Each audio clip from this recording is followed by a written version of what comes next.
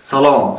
با زبان انگلیسی چخیل گویم که تو باید جسور باشی، تو باید موفق باشی، تو باید سخاوتمند باشی. برای گفتن این جملات از ساختاری you should be یعنی تو باید باشی و همراه کردن صفت این صفات برده می شود.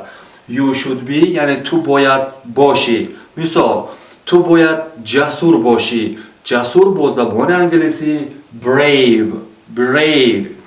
You should be brave. You should be brave.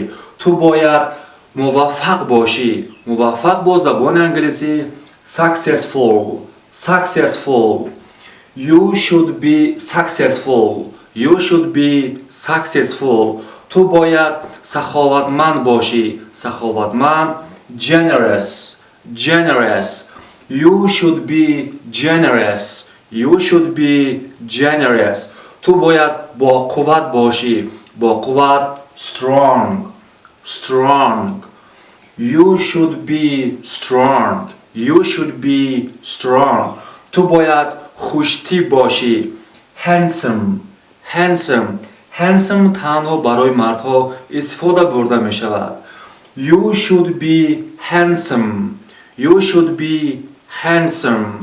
تو باید جدی باشی. جدی با زبان انگلیسی serious. مثال You should be serious. تو باید وقت شناس باشی. وقت شناس punctual. You should be punctual.